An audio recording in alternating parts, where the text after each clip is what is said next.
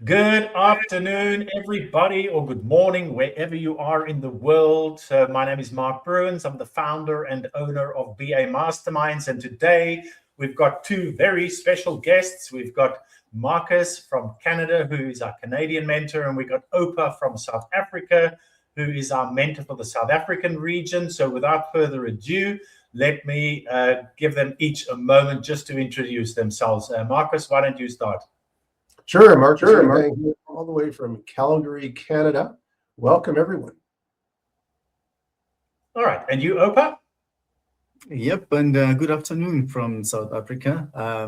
I reside in the region of Centurion. Very glad to be here, and I'm looking forward to the engagement in the session. Wonderful, wonderful. All right, let's flick through these different ways that we can share screens. I think that one looks really good. So today we are going to discuss the following. We are going to discuss, and this is going to be quite an interactive session. If any of you would like to join in, there is going to be a part where we can all partake. I wonder why I don't see it's not live, but in any case, let me just continue. So we're doing common career mistakes that business analysts do. We're doing some expectations that recruiters have. We're going to talk about hidden job opportunities, progressing yourself through your career to climb the corporate ladder, future skills, and advice we'd give our younger selves. So I'm just seeing if we're online. If somebody can comment to say, yes, you're online, yes, we can hear you, yes, we can see you, then that's fine, because I'm looking at my mobile phone and I don't see that this is live at the moment. So without further ado, let's go on to the next screen. We've got a Q&A at the end. The biggest mistakes that business analysts are making right now. So I'm going to start and I'm going to discuss this subject, and then we're going to get a subject for Marcus to respond to, and then we're also going to get a subject for Opa to respond to. So let me start with this one. So firstly, a lot of business analysts, in my opinion, don't see the benefits of doing what's called goal setting goals. So these are your life goals and your career goals. And basically, we help to set long-term life goals, long-term career goals, medium-term career goals, and short-term career goals. So what does that mean as far as mentor-mentee relationship goes? Well, let's take the idea of you're on a cruise ship. Let's say it's the Titanic, and it's way back when, and you want to turn all the way right and you want to go somewhere else. It's going to take you ages to turn, and when you turn, it's going to take the boat a very long time to start heading in that direction. Now, if you want to change tack and head another direction, it's going to take ages for the boat to turn. So ideally, what you want to do is you want to find out your long term, which is usually 3 years from now, what are your life goals, what are your career goals, and then point your ship towards that so that you can start attaining your goals. We then also set medium-term goals, which are 1 year from now. Where do you need to be in 1 year from today to know you're on track to achieving your long-term goals, which might change? And then you focus on your medium-term goals 1 year from now. Short-term goals, we help people and we mentor them towards securing another job at a different company, usually a higher paying job. We pivot a few times. We pivot between business analyst, senior and lead business analyst, perm consulting, contracting from different industries, different niche or specialities. We help you to determine your ideal job, your dream job, and then we help you to achieve that goal. So your short-term date is the start date of your new role. If you join our programs, that's usually 3 months. We like to plan ahead. So 3 months from now, short-term career goals. What does your next job look like? Medium-term goals, which could include changing jobs again, or maybe just changing speciality or industry or niche in that role. And then finally heading towards your long-term goal, right? Your career goals. The other career mistake that I find business analysts are making, that you stay in your jobs for too long, like maybe 5 years. So what happens? You go in your comfort zone. You have very slow career progression. Tiny, small salary increases, 4% a year if you're lucky, sometimes 5%. And if you think you're moving forwards in your career, you aren't. In relationship to other business analysts that are advancing in their career, you're actually going backwards in your career. So you're getting overtaken. Yeah. The other thing that I see business analysts make as a mistake is not considering all your career options to work towards to attaining your dream job.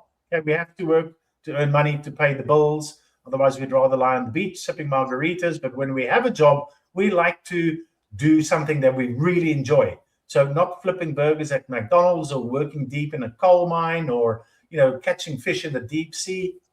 Those jobs aren't for everybody. So ideally, you'd want to figure out what is your dream job, and then ideally work yourself towards your dream job so you love your work, because you'll get better at your job if you love your job, and people will see it and you'll motivate them and things like that. Okay. And the fourth thing that I want to mention is not open to finding and appointing a career mentor with a proven roadmap and multiple success stories. So that's another big thing, in my opinion, that they miss out on. All right, we can move on to the next slide. Let's see what the next slide is. And this one is for Marcus. So Marcus, do you want to go ahead and discuss this one with us, please? Yeah, so the question is, what are recruiters and hiring managers really looking for? So recruiters are not just scanning for keywords, they're making very fast judgments about whether a candidate understands the business context that they are entering into. Can the candidate communicate confidently under pressure? And will that candidate require minimal hand-holding from day one? So you've got technical competence, which is assumed at the interview stage. Remember, you need to have the right certification, the right training. You need to have the right technical competence. And I think what differentiates candidates is pretty much everything else. Now, hiring managers specifically want business analysts who demonstrate stakeholder fluency. Can you manage upwards? Can you handle a difficult subject matter expert, a difficult stakeholder? Can you translate between a technical team and an executive audience without losing the room? Do you know what you're talking about, essentially? Do you have the proper training to be able to articulate yourself effectively? These are the things that get discussed in debrief rooms with your recruiter, with your hiring manager. And I think also what's often overlooked is that hiring decisions are also emotional. Some of us tend to forget that. So interviewers ask themselves, would I want to work with this person daily? Are you making the interviewer or the hiring manager happy? Do they like you?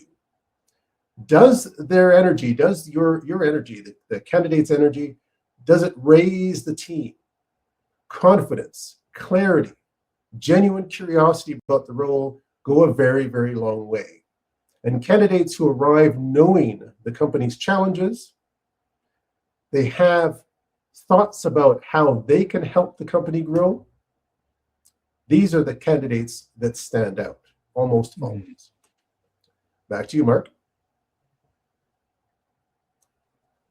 All right, great. Thank you. That was really good over there. All right, let's go and have a look at the next slide, and then we'll give 𝗬𝗏 an opportunity to talk. All right.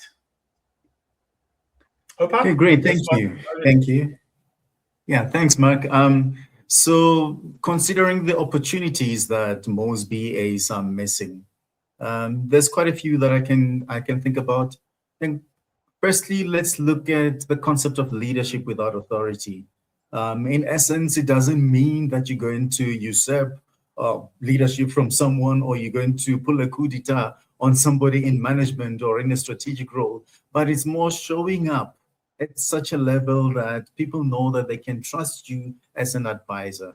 See, great analysts over time become trusted advisors.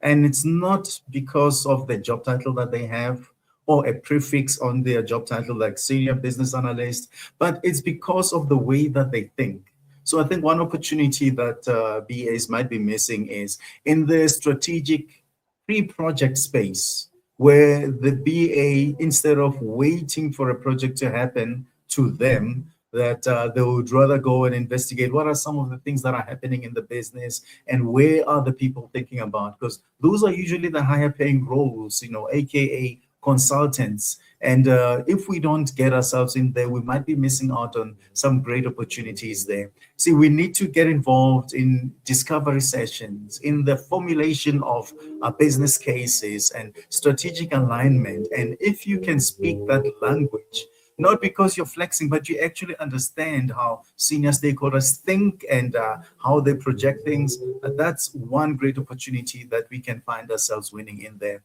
Then another opportunity that I think, as BAs we might be missing, AI is something that's spoken about every day, everywhere. And it might feel exhausting, but if you think of it, a lot of times you get to see even on LinkedIn, people are saying, AI is replacing business analysis. And I say, no ways that AI can replace business analysis. Firstly, for AI to function, you need a business analyst to clearly understand the context and the concepts within which it's working so that it can respond accordingly. So it does help with critical thinking, but you need to be a critical thinker first. And instead of competing against AI, rather use AI to help with that critical thinking. And then another opportunity that I can consider is industry expertise. If you're a generalist forever, well, maybe it might not necessarily be a bad thing because you can, tango with the different industries. You can go into financial services, into healthcare, into mining. But I think when you consider, the T-shaped type of scenario where you can actually dip into the different industries and you can still bring the BA skills that are valuable regardless of the industry. So if you're a generalist, you might be missing out on certain things. Maybe it's not a bad thing. Mark did mention that you might be in a role for a very long time or in the same company for too long, such that you're missing out on opportunities. And Marcus did mention that, when recruiters are listening in and the hiring managers are listening, do you understand the industry? Do you understand the context within which they work? Or are you just there to, just say, I'm a BA and I have this certification? So we have to broaden the way that we think and our understanding of things. And lastly, where I want to leave it is that too many analysts understand systems way better than the business. And if you consider our role title, it is business analyst. Yes, we work with systems, but do we actually miss out on opportunities of understanding the business? Because when we do understand the business, then we have a better chance of communicating at a higher level, and we become, co-partners with the senior people when it comes to laying out strategies, and you're having strategic conversations, you're helping with the stakeholder alignment, because now you understand the lingo and you understand the vision and what's important to the business. So don't understand systems way more than you understand the business. Rather, try to understand the business as well, because as BAs, I believe that we are well poised to help organizations move from wherever they may be to beyond the horizon that they might be imagining. Thanks, Mark. Okay, wonderful, great answer over there. Let's go and have a look at, so now let's do a bit of a group discussion. What skills will matter most over the next 3 years? So let's dive deep into that. Oupa, you're on a roll. Let's keep you going. What do you think? What skills? Perhaps name one or two of them just to get the ball rolling. So I'd say one that comes to mind right away is AI and automation literacy. So if we do not learn prompt engineering and actually master it, we might be doing a whole lot of work over so much time only to deliver little value. Because remember, our stakeholders measure more of the outcomes than how much time you actually spent on something. So AI and automation, as well as prompt engineering, is something that we need to dive deeper into. It will actually help us to move a little bit faster, hopefully in the right direction, that you don't get lost, but then you can engage with multiple stakeholders in a language that they understand a little bit more plainly. Wonderful. Marcus, your thoughts on some of the new skills that will matter most over the next 3 years? I just want to add on to what 𝗬𝗏 had mentioned about AI. AI fluency, I think, is non-negotiable. Not necessarily deep technical expertise in building models, but genuine understanding of how AI changes the work. Which BA tasks will be automated, which will be augmented, which become more valuable as a result. And I think the BAs who engage curiously with AI tools now will be significantly better positioned than those who resist. So that's just an add-on to what 𝗬𝗏 had mentioned. In addition, I want to mention strategic communication will matter more, not less. And I think that as systems become smarter with AI, for example, the premium shifts to human judgment, context, and the ability to build consensus across complex stakeholder landscapes. So the BA who can facilitate a difficult conversation and bring people to alignment, this is the BA who will be irreplaceable. Wonderful. I fully agree. All right. So let me say what I think skills will matter. So I'm looking at it more from the productivity side of things, because basically I help mentor BAs to be far more productive during office hours than they actually are. And basically your skills as far as Microsoft Windows, Microsoft Office, and Microsoft Copilot. So Microsoft Office tools, specifically Excel, Word, Outlook, and PowerPoint, and Visio. If you get really good at Windows, if you get really good at Excel, and if you know the drop-down menus and the shortcut keys, and you can use Copilot, then you'll be so much more efficient, so much more effective, but more importantly, the output, or as what I call it, the deliverables, will be of much higher quality. So basically, you can focus on the content of your Word document. Let's say you're doing a business case or a business requirement specification. You can focus on the content, but it's got a lot to do with the look and feel as well. And all of those things, you can get Microsoft Copilot to really help you out with all these kind of things as far as presentation slides are going and things like that. So a skill to learn is the tool set that you work with all the time. And basically, if you're on a corporate device and you can take it home, you can see all the icons, all the applications in your start menu. If you've got Jira or Confluence or any of these applications, even Teams and Zoom, very importantly as well, so learn these tools. You can learn everything quickly on YouTube. You can watch a 20-minute video to watch the advanced functionality of draw.io. That's what I've been doing this week. You can quickly learn anything. If you want a bit more time, you can go to Udemy and invest in a very inexpensive course. But to be productive, makes a big difference, because a lot of people struggle when they're actually producing a document or a spreadsheet or something like that. So that's my take on the matter, is to do some technical skills upskilling. Okay. Anybody want to make any final comments before we go on to the next slide? So just a reminder, the slide was what skills will matter most over the next 3 years. 𝗬𝗏, last final thing you want to say, or Marcus, perhaps, before we move on to the next slide? Yeah, absolutely. I think human facilitation is very critical, and Marcus did touch on that. Because you consider now the way that the world is working, that project environments are becoming more distributed, there's hybrid, there's complexity. So now, see, that ability to build human alignment, and that's something that's completely irreplaceable. Okay, so AI as it is, it won't replace the BA, but if we don't know how to use it, then we are the ones that are going to get replaced. So our value needs to shift from writing and producing outputs like BRDs, like process maps and all of that. It needs to shift from there. Those things will still be there, but it needs to shift from there. But think about how you can drive facilitation more effectively as a BA. Wonderful. All right. Facilitation. Okay, let's move on to the next slide now. The next one for a group discussion is, what advice would you give our younger business analyst selves? So I pivoted into business analysis in 2015 by chance, when I was working for Shell in Canary Wharf in London. I turned around to my colleagues and said, "What are you?" And they all said, "I'm a business analyst." And I said, "What am I?" And they said, "You're a business analyst." So I had to quickly Google. I think it was Google in 2015 that we used. It could have been Yahoo search or something.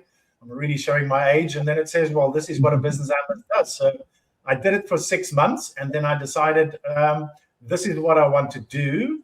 And basically, then I went to the Knowledge Academy and signed up for the BCS International Diploma in Business Analysis. I got 2 certificates, November, December 2015, and then January 2016. That's where I learned my theoretical knowledge. And then straight back from my perm role back into contracting, working for Boots, the chemist in Surrey, just outside London. And that's where I really got stuck into business analysis, and I've loved it ever since. So at that point in time, if I now go back 10 years and I say to myself, Mark, what advice would you give my younger self? This is what we're going to discuss now. So let's start this time. Let's start with Marcus. Marcus, what would you tell your younger self?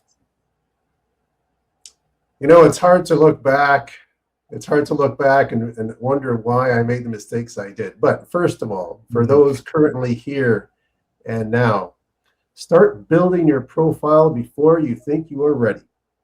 And the biggest regret I think most senior BAs have is waiting too long to be visible, waiting until they had more experience, more credentials, more confidence. But the truth is, confidence comes from action, not from preparation. So share your thinking early, even when it feels incomplete. Imperfect and present beats perfect and invisible every single time. Those are some really powerful words there. Yes, I fully agree with you. Oupa, you're still quite young compared to me. Marcus is somewhere in the middle. And Marcus just rebuked me. Just gave me a very strong rebuke live on here. All right. What would you tell your younger self, Oupa? All right. So what I tell my younger self is this. You drop the imposter syndrome, okay? Because your job is not to be the subject matter expert. Instead, your job is to extract the expertise from the room. Hence, the facilitation becomes very critical.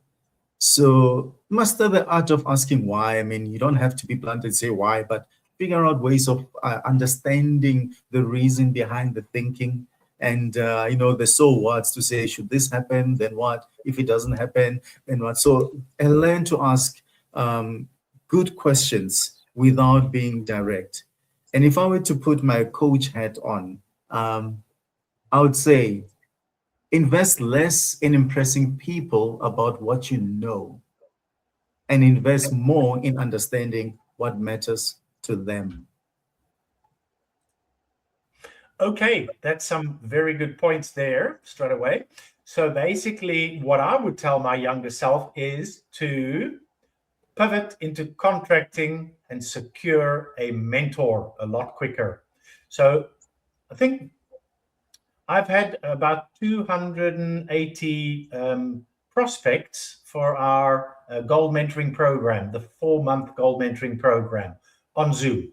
And I must be quite good at what I'm doing, because 138 of them invested in the gold mentoring program. And I asked them, have you ever had a mentor? And I think 2% or 3% will say yes. Nobody considers having a mentor or a career coach. I've just this week appointed my 15th mentor. So I've had a lot of mentors in the past, and it's probably not going to be my last mentor. I invited him to this LinkedIn Live event. I don't know if he joined. Maybe type in there, "Hi, Alan." It's called reinventing the wheel.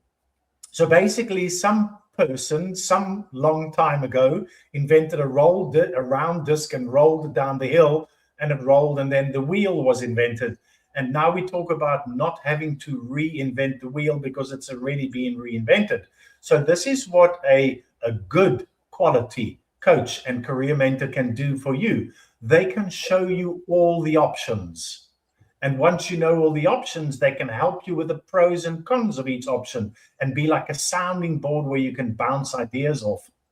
And then once you've decided on which option is best for you, as far as your life and your career goes, they can use their proven blueprint or roadmap to success that you just need to follow step by step. It's much like our goal mentoring program. It's 62 lessons and assignments. We personalize it for each student. So you might do 60 or 61 or 59, but it's the same process. It's like baking a cake. You need the ingredients, you need the instructions, and then you follow the instructions and your cake is not going to flop. So a lot of people, they get stuck in their job and they think, this year, I'm going to leave my job. I hate my job. I hate my line manager. Out of my 25 jobs, I hated most of my line managers. So that's quite a common thing, to not get along with your line manager. And then you just decided, this is enough. I've been here 5 years. They keep giving me 3% salary increase. Let me go get another job so that I can be paid what I'm worth. And once you've made that mental decision, I'm yet to meet somebody who loves applying for jobs and attending interviews. I ask everybody and they all say, no, we all hate it. So what happens is you want to get through this as quick as possible. If you've got a toothache, go to the dentist, pay some money, get an injection, get it removed, come back, it's finished, it's over, it's done. But some people spend way over a year after they've made the decision to leave their job and secure another one, and then they're still in their current job. What is your life like in that period of transition? You know, you feel a failure. You're applying for 40 jobs, only 3 of them respond, which means you've been rejected. Your ego takes a bashing. You think, am I really worth this? And in those interviews, you fail and they don't even get back to you with the reason why you weren't successful. It's not nice. So this whole transition from your current role to passing probation in your new role, that's what Marcus, Oupa, and I, that's what we take care of with our roadmap. So that's what I wish I had done earlier, started appointing mentors and elevating my career a lot quicker to get job satisfaction out of my dream role. So that's a good answer to all those questions. Let's see where we are now on the slide deck. So let's go through now. Why do most BAs struggle to progress? Okay, so let's break it down first, I guess. So we know what a BA is, we know what struggling is. So let's talk about the word progress. So it's basically climbing the corporate ladder. You start off as an intern when you get out of university, and you pay a company to learn business analysis, and then you perhaps switch into volunteering. So they don't pay you, you don't pay them, and you do some business analysis work to to transfer your theoretical knowledge into practical experience, what you learned in theory in your internship. And then eventually, after about 6 months work, you can become a junior BA. And then in a year, you'll be a business analyst. And all you need is theoretical knowledge and practical experience. You need to know what a BA does, how we do it, why we do it. And then you need to implement it to say you've done it before.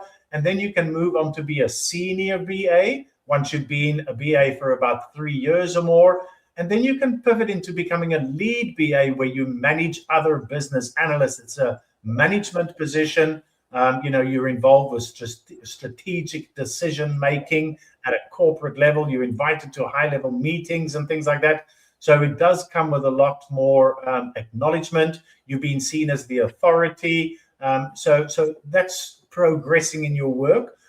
Perhaps if you want to progress and reach your long-term career goals, let's say you want to be a principal business analyst in a financial services organization, contracting, and you want to specialize in cybersecurity. Okay, so that's your goal, your 3-year career goal. How do you progress? And where do most BAs struggle to progress? Okay, so let's bring this open again. Let's see if we can get us side by side. So who of you wants to start? Where do you think most BAs struggle? Actually, I'm going to do a bit of cheating here. I'm going to show the answers, and then we can take it from there. So the answers are over there.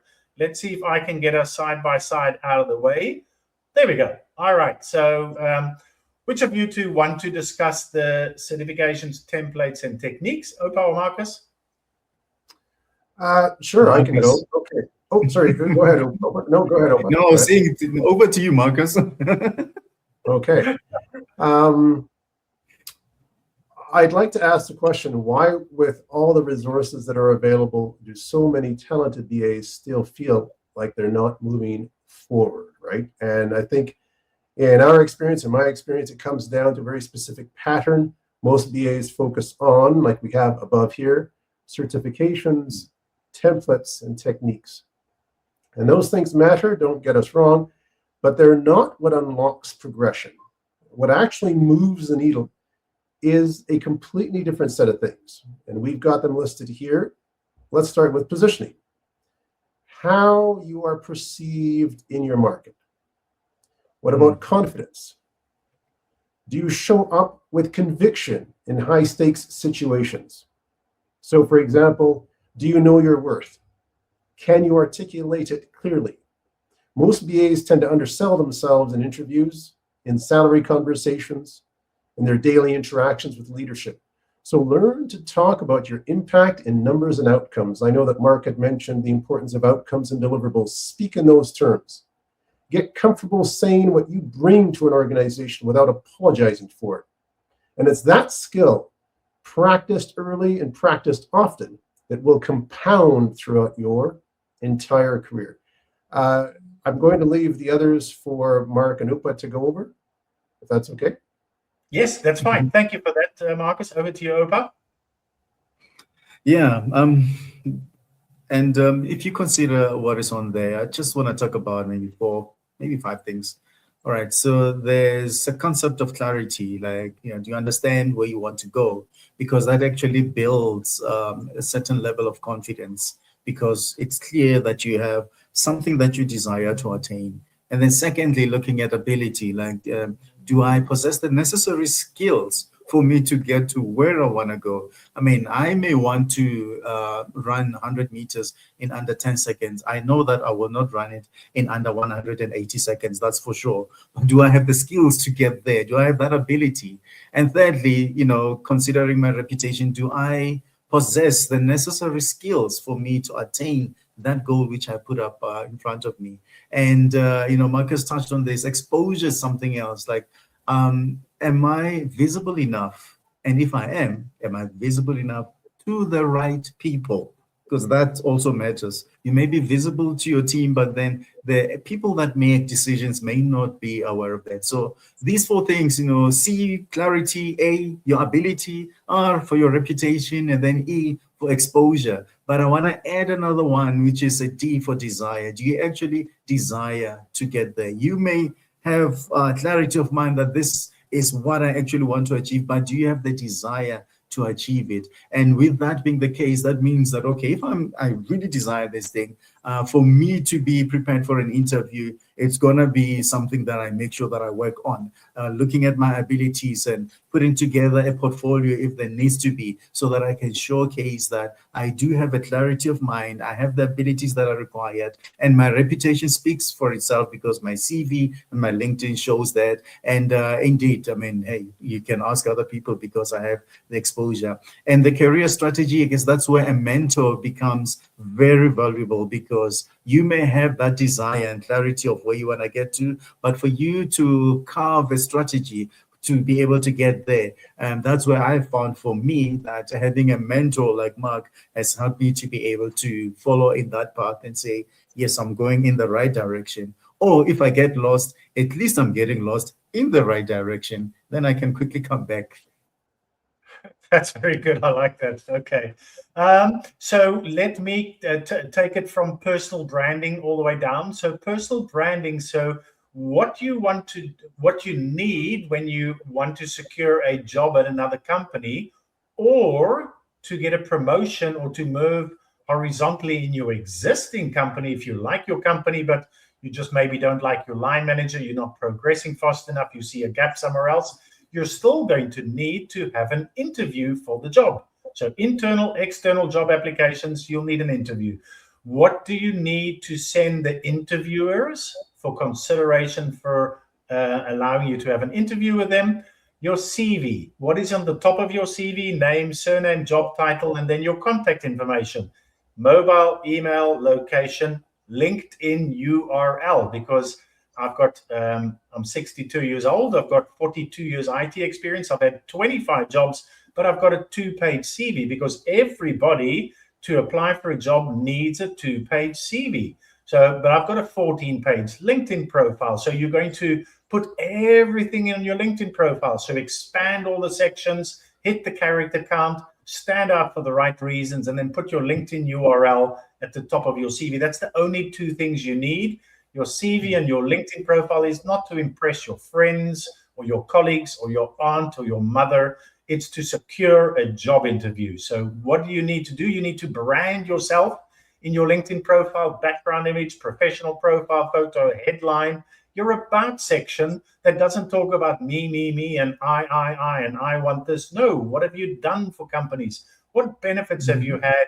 What, what achievements have you got? How have you helped companies improve their bottom line? So that's got a lot to do with branding on your CV as well, branded. Visibility, so visible to who? Visible to the advertised job market, the hidden job market, and to headhunters. So the hidden job market is people that you know, but they haven't advertised the job. Those you're going to find on LinkedIn. You're going to be headhunted according to your education, certification, knowledge, skills, expertise, industry, domain knowledge, niche speciality. You're going to be headhunted for that through keywords on your LinkedIn profile and the job site portals that most people look. So you need to ensure that your branding and your visibility are done to the best of your ability on LinkedIn. This will attract recruiters. They'll do a Boolean search with a couple of keywords from a job description, like as is to be, use case, epics, functional, non-functional diagrams, fishbone analysis, whatever, pesco, Moscow. They're going to put these keywords in a Boolean search, and you want your profile to be at the top of the search result. You want to be in the search result, but at the top by repeating those keywords, right? And then preparing for interviews through, we call it the silver bullet strategy as far as the gold mentoring program goes, because it is the main part of you securing a job in another company is the interview. So we focus heavily on that, but it's a case of practice, practice, practice makes perfect. So we do interview rehearsals where you do constructive criticism on what you say and what you do and how you use your hands, your lighting, and all these kind of things. So that's basically where I think people are falling short. They're not focusing on the right things. All right, how are we doing for time? Looks like we're doing okay. Let's go move on to the next slide. Let's see what the next slide is all about. Okay. So basically what we're going to do is the 3 of us, Marcus, Oupa, and myself, are going to go and analyze somebody's LinkedIn profile right now live. So in the chat, in the comments, if you can just say me, please. I think I'll be able to click your comment and be able to find it, or type your name in. I'll be able to do it. So if any one of you want constructive criticism on your LinkedIn profile right now, then we can do that. In the meantime, I'm going to then just do it for a random person. So let's go and have a look who we can go and select for this. And let me share my screen again. It is over there. Okay. And I'm going to do F11 because that's full screen. I'm zoomed in enough. I don't want to zoom in even more. So let's go and have a look. This is one of my connections. So we can see when we go to contact information that John didn't put his city. We don't know, and his mobile number. And there's a couple of things that he could put his birthday in. He could expand a little bit more on his contact information. No background image. So this is where you actually sell yourself on LinkedIn. You can actually, put a nice background image over here. The photo, this is supposed to be a professional profile photo that makes you look really approachable, really good photo. So that's a good example here, but there's a lot of shadows over here and a lot of bright light on the head over here. It's a little bit casual, that shirt for a LinkedIn profile photo, a little bit of a casual shirt, looks like a golf shirt. instead of a collar and tie type of thing. And there's some noise in the background. There's people doing things. Looks like he's in a conference, just turn around, didn't give it much thought and just took the photo. So perhaps there's some improvements that can be done there. And then under activity, there's not much activity. So John doesn't really post. Now, if you want to, and he's got a lot of connections.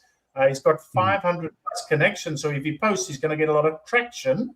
And also in his experience, he hasn't put any keywords. So what he's done is used the nesting feature to say that he was full-time at Pattern Match Technologies. He started there in 2015, and for a year and a half, he was a quality assurance analyst. And it's a good thing that he gets a promotion to be a business analyst. This is actually the big promotion. So he was there for 2 years, and then he got promoted, and he's been there for 4 years. So very employable, probably got lots of skills, but kind of stuck in one role with one company, probably past his comfort zone. Maybe he's just got it really nice and easy there, but it's not descriptive. So you can add 2,000 characters of description under each nested job title. So 𝗬𝗲 can put 2,000 characters, 𝗬𝗲 can put 2,000 characters, and 𝗬𝗲. These are the most important because he wants to be found by headhunters. Maybe he doesn't. Maybe John's not interested in another job. But if you want to be headhunted, you can always turn them down. You can always ignore the headhunters and say, no, thanks, I'm not looking at the moment. But ideally, you'd populate your entire LinkedIn profile. I see he's got the theoretical knowledge in business analysis. Skills, he's got very few skills. So if I go to skills and I scroll down the bottom, he's only got a few that I can endorse him for. So how it works is I endorse him for business analysis. And then I can see, and maybe some agile methodologies so that he can see. But ideally, you'd want to have quite a few skills, technical skills. You want to put Office on 𝗬𝗲, Jira, Confluence, all these things. So when headhunters look for somebody with Confluence or Jira skills, John won't come up in the profile search because he hasn't mentioned that anywhere. There's also a lot more that he can add regarding, maybe he doesn't have any certifications, that's fine. Although this is a certificate.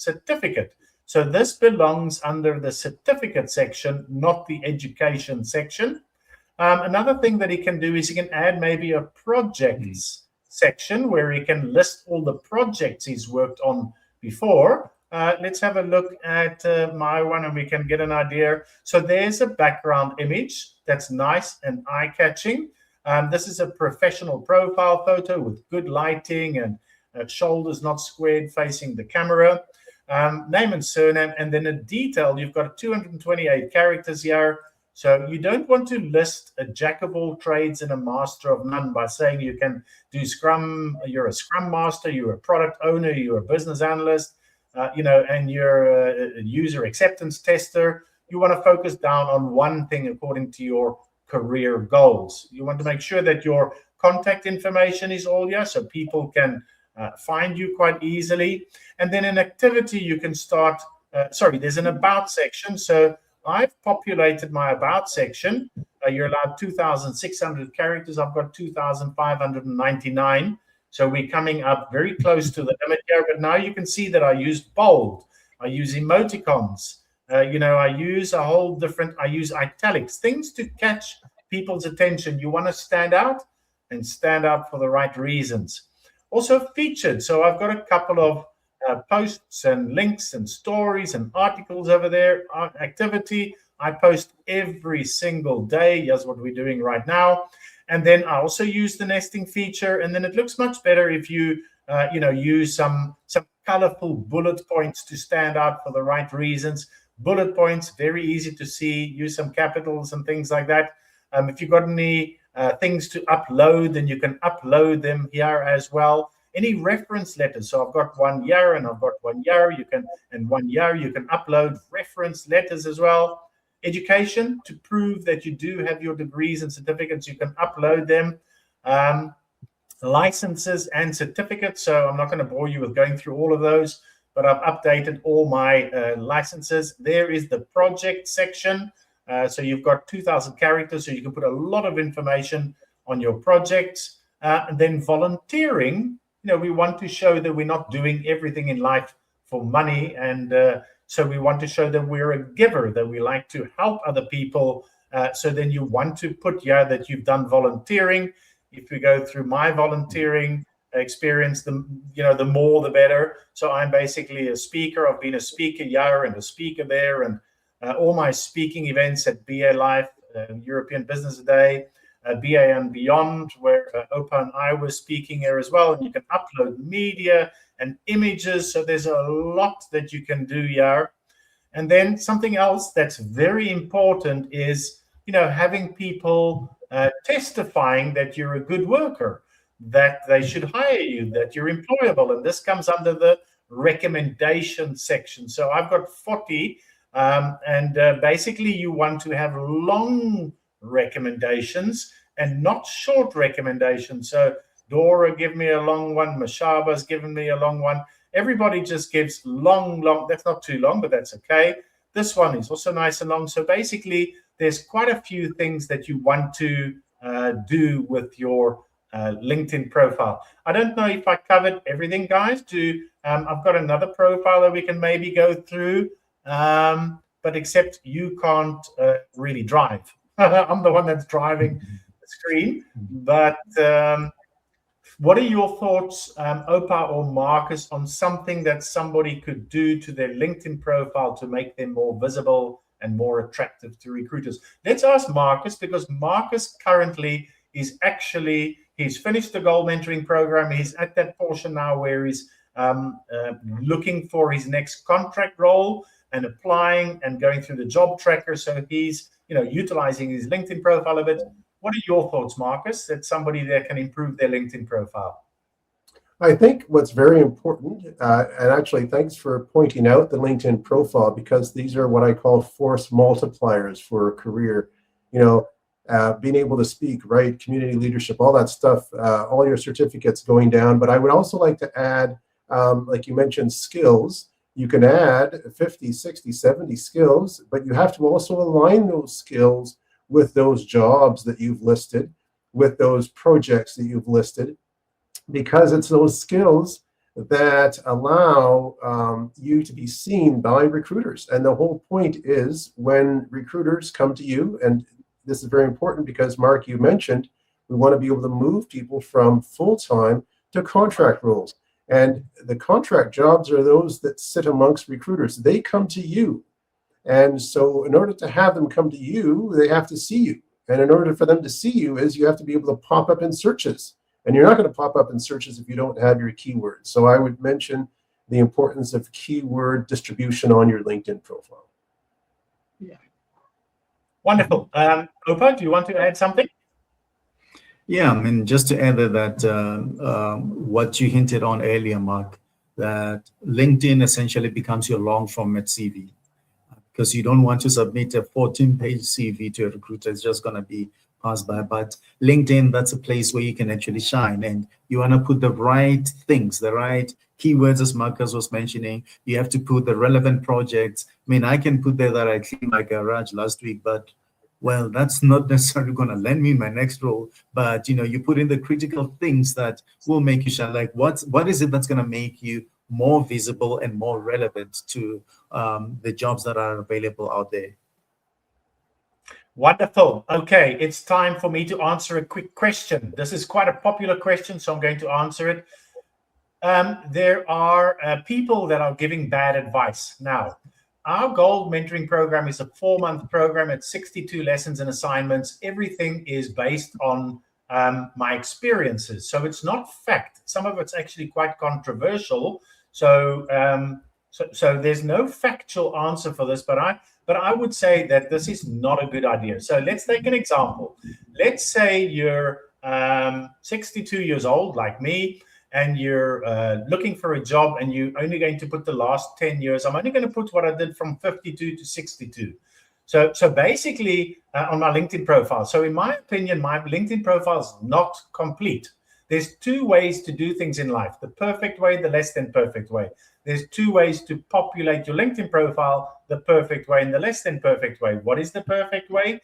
To promote yourself correctly so that you can attract jobs that lead you towards attaining your one-year goals, your career goals, right? So the right way to populate your LinkedIn profile is to add every section that'll add value, and then populate every section to the character count, stand out for the right reasons, bold, emoticons, italic, all these things, color, very important.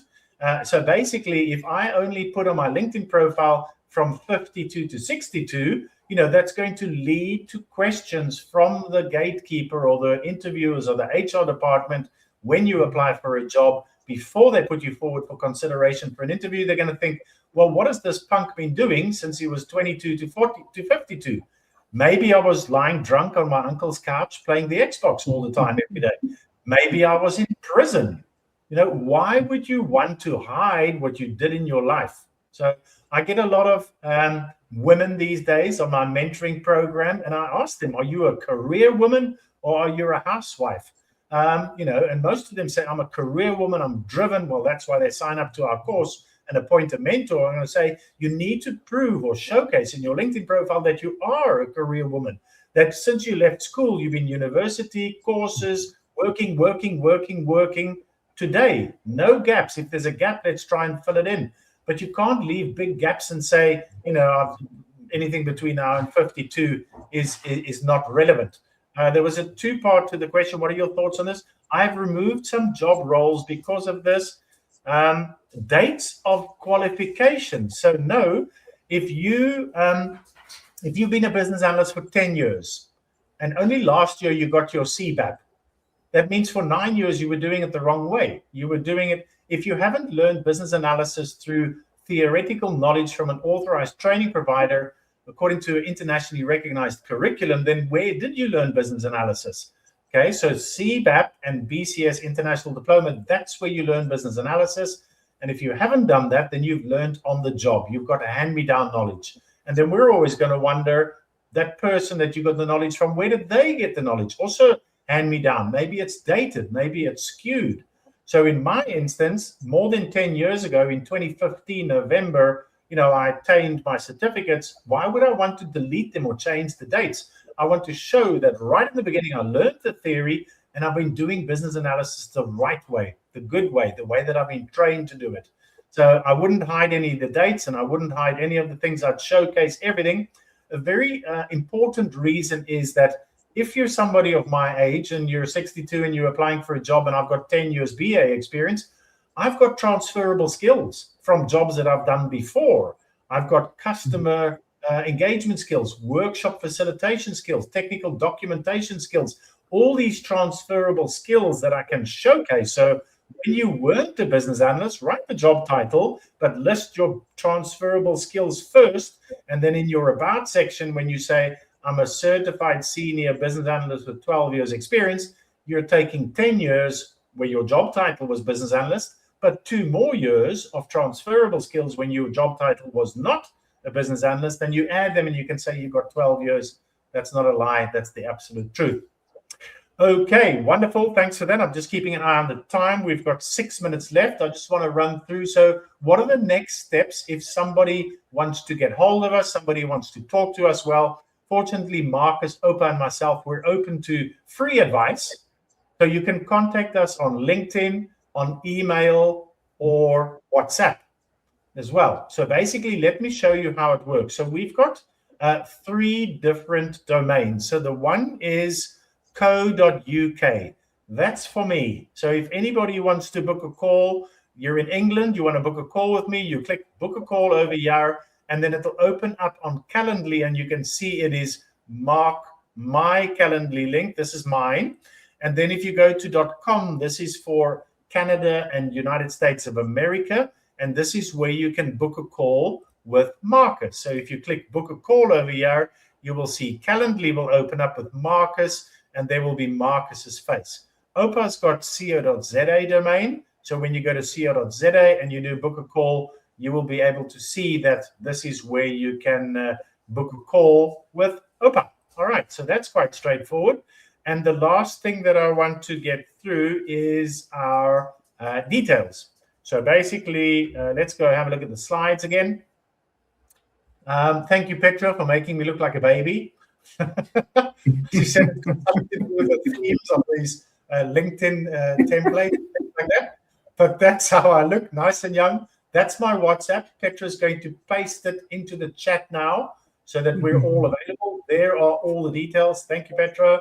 So you can just WhatsApp me. So WhatsApp text or WhatsApp voice. Don't WhatsApp phone call me. My phone's on silent for almost 2 years already. I'm never taking my phone off silent again. It's such a pleasure. I get all these bings from emails, Instagram, LinkedIn. It drives me nuts. People phoning, selling me funeral policies. So my phone's on silent. So send me a text, send me a WhatsApp message. Have you also been inundated over with funeral calls? You want to buy a funeral plan? All right, so those are my details. And then I'm going to respond via WhatsApp. Those are the details for Marcus. Marcus, if you're in Canada or in North America, or even South America or Central America, then Marcus is in that time zone. And then finally, Oupa's WhatsApp as well. It's on the chat. You can click the link. You can add us to your WhatsApp. Send us a WhatsApp. Let us know what's going on.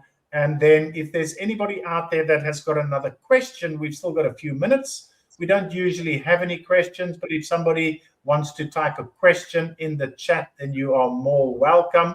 I see I did get a long question. Here we go. We've got something over here. So imperfection and presence beat perfection. There we go. Sylvia liked your statement there, Marcus. So we've got that one on there. And we did get a question here, a nice long question. And that's a bit detailed. I did go through it, but that's not really relevant to what we're talking about here, our discussion. So basically, type any questions in the comment section. We'll answer the questions. And basically, I will answer everybody's question when you put them in the comment. No question is a silly question. And basically, if you're watching the recording of this, not watching it live, you can still type your questions in the comment section, and I will still go around and answer your questions in the comment section, or click on your profile and do have direct messaging with you.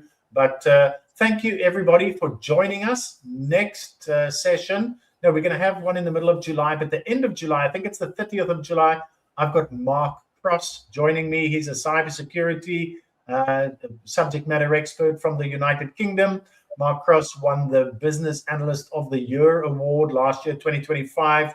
I met him when I was in Brussels. Now, did you meet Mark Bruins in person, Oupa, when you were at BA and Beyond 2026, or did you not see Mark Bruins while you were there? No. I met Mark Bruins last year at the IRM UK Business Analysis Conference in London. Okay. That's when he was awarded that, yeah.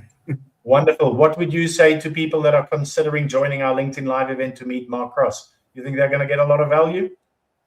No, absolutely. I mean, he's humble, but he's got so much knowledgeable and value to share with the community. Definitely. All right. Thank you. Last few words from your side, Oupa.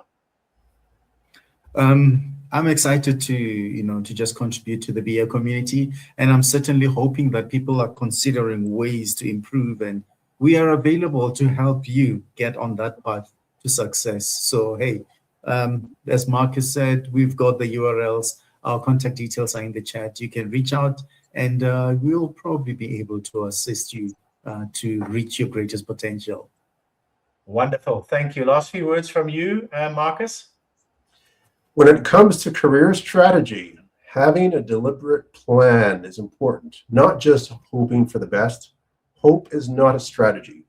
And I think these are exactly the areas that we work through with our gold mentees in detail, not in a generic way, but applied specifically to each person's situation, the market, and their goals.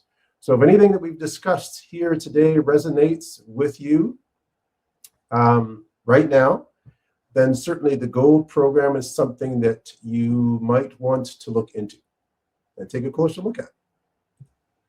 Brilliant. Thank you. And from me, final thanks. Thank you for joining us. Leave your questions in the comments and we'll get back to you. But we'll see you next time. You take care, and we look forward to helping you determine and secure your dreams. Goodbye for now.